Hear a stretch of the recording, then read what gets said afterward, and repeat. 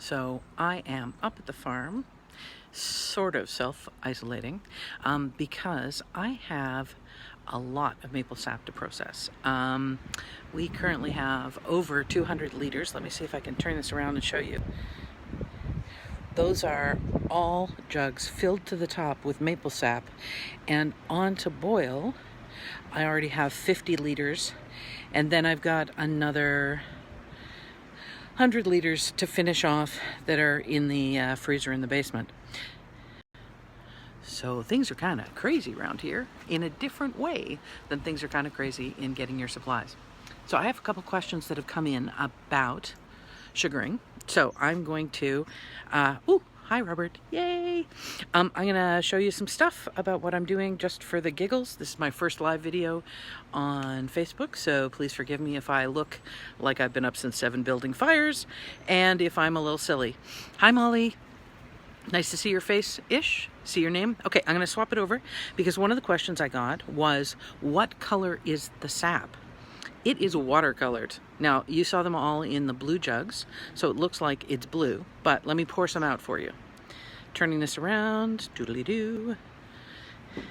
So I've got a jug filled with sap. We use these because they're sterile. I can get them for a $10 deposit and then get my money back. And here is a jug. So I'm just gonna pour it in, and you can see that it comes out and it looks just like water. It's kind of awesome. Let me hold it up and you can see right through it. And there's nothing in it except the minerals and the sugars and the moisture. Well, we don't really have a sugar shack. I have an outside barbecue that I start the fire on, and then some propane where I finish it off for our friend Marion, who does not want the sap to be as smoky as this stuff is going to be. So we work hard to bring it up to a boil. This is liters and liters and liters of sap that's been on here with the hardwood fire underneath, trying to get it up to a boil. So I'm just waiting for that to happen. And I use a 3-pan technique. So this pan is warming. This pan has a smaller amount and comes to boil more quickly, but can fit on the fire beside the big jug.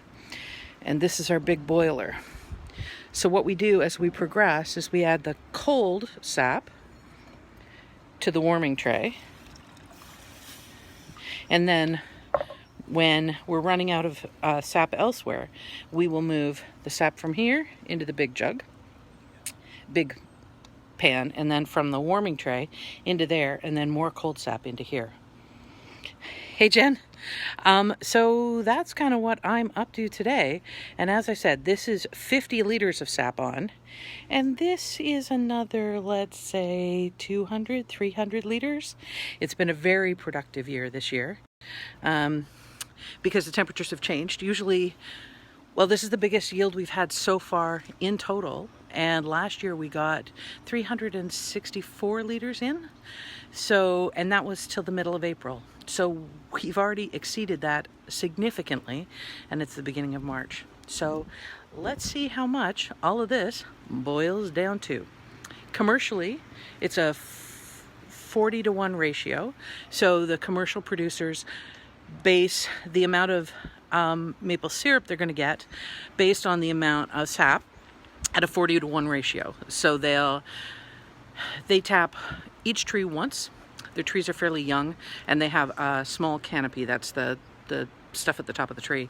Our ratios usually work out to somewhere between 17 to 23-to-1. So we get a much, much higher production on our sap. We have much bigger trees, and we have much bigger canopies. Let me show you 2 of the trees that we tap. Those 2 maples down there in the paddock are 2 of the maples that we tap, and you might be able to see beside it. I'll walk over a little bit, let my fire continue burning, and I can maybe show you some of the taps that we have in there. Oh, what the hell, why don't I walk you over? Yes, Molly, that's a lot of sap. A lot of sap. And a lot of syrup, I hope. You know, walking away from the fire sometimes means that, ooh, look, I'm not even talking to you. So walking away from the fire sometimes means that your sap turns into charcoal. I've had that happen a couple of times. So I try not to walk away from the fire later in the sugaring session. Now my phone is running out of battery fairly quickly, so I'm just going to show you my tapping technique for these two trees that are in a paddock with Teddy. So if you see a horse coming down to say, "What are you doing, Lexa?" It's Teddy. So here are the taps that I have in here. I'm using a hybrid method where I'm using the traditional tubing that is used in vacuum processing and their taps. But then I'm going into the standard 4-liter water jug that you used to be able to buy at the Loblaws. And I've just connected it up and then tied it down, because when the wind blows badly up here, these flap around and scare the horses. And then I'm going to take you to the other tree in the paddock where I've got it tapped into. Doodly-doo-doo-doo. Hello, Teddy. Teddy's in the chute. He's kind of hiding from me right now. So I've got these tapped right into a big jug. So this is 3 taps. You'll see the connectors all coming together into the big water jug. And these will fill up. I can leave them out with sap in them for, 5 days. If it goes below 0, which it does when the sap is flowing, a bit longer. And then we collect the jugs and bring them in, which is why we have so much sap to deal with, which is why I was up at 7 this morning starting the fire.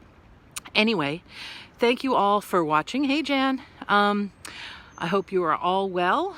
I'm going to stand back up and walk back in so that I don't end up with charcoal, and just say thank you all for dropping in, and maybe I'll do some more of this. Let me know if you want me to natter at you some more.